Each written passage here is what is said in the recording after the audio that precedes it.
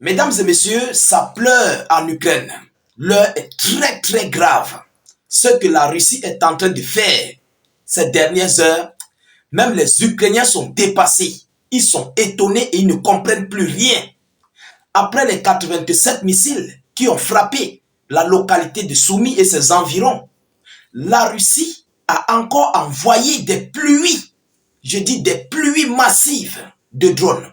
On nous parle de 102 drones, 102 drones que la Russie a déversés sur l'ensemble du territoire ukrainien, même au niveau de la capitale. La Russie a versé jusqu'à Kiev. Hormis l'attaque que la Russie a faite durant la journée du 30, mais dans la nuit du 30 au 31, chers dames, chers messieurs, la Russie vient de faire encore très fort.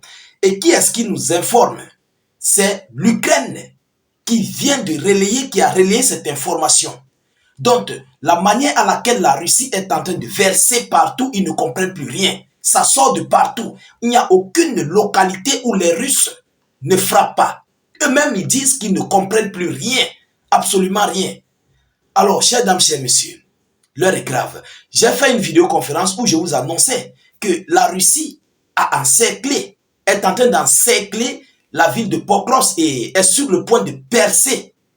Alors, non seulement ça, les Russes frappent non seulement en profondeur, mais ils évoluent sur toutes les lignes de front, sur tout l'ensemble du territoire ukrainien au front. Voyons voir ce que les Ukrainiens eux-mêmes nous disent par rapport à ce qui s'est passé dans la nuit du 30 au 31 janvier. Chers dames, chers messieurs, l'heure est grave, l'heure est très grave. À l'heure où je vous parle, même les Ukrainiens ne savent plus quoi faire. Ils ne savent plus à quel sens vouer. Ils ne connaissent plus où aller à cet instant. Alors, avant de continuer, mesdames et messieurs, rassurez-vous de partager la vidéoconférence au maximum. Partagez la vidéo au maximum dans tous les groupes possibles. Mettez cette vidéo partout à travers le monde. N'hésitez pas de mettre suffisamment de commentaires. Notre but, c'est d'informer le million de personnes. Nous donnons les informations vraies, des informations vérifiées et vérifiables que vous-même vous pouvez vérifier. Vous comprenez? On ne ramasse pas dans la poubelle. Partagez au maximum. Ceux qui ne sont pas encore abonnés, abonnez-vous. Et activez la cloche de notification, ça vous permettrait de ne plus rater nos vidéos d'actualité. Alors, on nous dit que l'armée ukrainienne affirme, c'est l'armée de Volodymyr Zelensky qui affirme qu'elle a abattu 59 drones sur 102 drones. Vous comprenez? Sur 102 drones que la Russie a lancés cette nuit, donc dans la nuit du 30 au 31 janvier. Alors, mesdames, mesdemoiselles et messieurs, c'est incroyable. Après avoir reçu 87 drones au niveau de Soumy et ses environs, la Russie a encore envoyé 102 drones. On n'a pas parlé de missiles à l'intérieur. Bon, allons-y dans les profondeurs. Il dit, je cite, dans la nuit du 31 janvier 2025, à partir de 21 h, le 30 janvier, l'ennemi, bon, c'est comme ça que les Ukrainiens les appellent, ils disent que l'ennemi a attaqué avec 102 drones kamikazes. L'Ukraine a affirmé l'armée de l'air de Kiev vendredi matin sur Telegram. Selon elle, 59 drones d'attaque ont été abattus dans les oblasts de Kharkiv, de Poltava, de Soumy, de Kiev, de Chernihiv, de Tcherkassy, de Kirovograd, de Girotomir, de Khmelnytski, Dniepro, Mykolaïv et Odessa. Voilà environ 12 localités qui ont été frappées par des drones russes. Alors, l'Ukraine nous informe avoir abattu 59 drones sur 102 drones. Donc, ce qui veut dire tout le reste des 40 poussières de drones, si je ne fais pas erreur de calcul, le reste des 40 poussières ont atteint leur cible. Et qui dit atteindre leur cible, dit anéantir l'ennemi. Parce que si ce sont des chars, des blindés, ou bien des troupes de déploiement, ou quoi que ce soit, ces drones ont atteint leur cible et ce ne sont pas des petits drones. Et lorsque nous voyons la situation, nous constatons, c'est depuis le jour où la Russie et l'Iran ont fait leur pacte, ont signé leur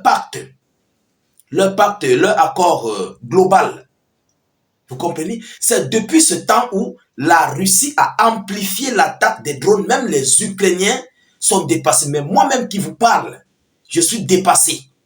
Oui, je suis dépassé. Parce que ce n'était pas comme ça. On ne parlait pas assez d'attaques de drones de cette manière. Mais la façon à laquelle la Russie est en train de frapper, on ne connaît pas. Où les Russes sont en train de profiter du calme, du silence de M. Donald Trump pour qu'il puisse d'abord arranger la situation américaine avant de se lancer dans la situation russo-ukrainienne. Donc, Poutine veut profiter. Vous savez que Donald Trump avait donné 30 jours à l'Ukraine et à la Russie de mettre terme à ce conflit. Alors, pour moi, je me dis, selon mes analyses, selon mes décorticages, je me dis que les Russes veulent profiter de cette pause pour les États-Unis d'Amérique, d'entrer mais complètement dans la situation et de finir en fait leur objectif une fois pour toutes. C'est ce que je me dis. Parce qu'on ne comprend rien. Je vous le dis sincèrement. Mais pendant ce temps, Volodymyr Zelensky ne veut pas toujours aller sur la table des négociations. Il est toujours en train de vouloir voir, regarder, observer ces localités tomber face à lui. Et lui étant là, président en tant que président. D'ailleurs, il sait que après cette guerre, il ne pourra plus être président. Vous comprenez? Parce que vu ce qui se passe, je ne vois même plus un seul Ukrainien, y compris les hommes en tenue de Volodymyr Zelensky, aller aux élections pour voter ce monsieur. Je ne suis pas sûr. Vu ce qui se passe, vu ce qui s'est passé dans les années antérieures, dans les mois antérieurs, pour moi, Volodymyr Zelensky n'est pas celui-là qui risquerait encore de revenir au pouvoir. Mesdames, Mesdemoiselles et Messieurs. Alors, selon cette situation à l'heure actuelle, je vous le dis sincèrement, c'est paniqué très grave, ça panique grave sur l'ensemble du territoire ukrainien. Parce que les Russes, ils sont vraiment déterminés à en découdre avec tout et une fois pour toutes. Ah oui, ils veulent frapper sur tout et d'une manière la plus belle.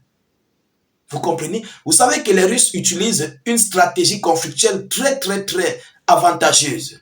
Ils ne sont pas dans la contre-attaque, dans le face-à-face. Bon, ils font le face-à-face, mais ça c'est lors du nettoyage. Vous comprenez? Et ils frappent en fait en profondeur. Les Russes frappent en profondeur.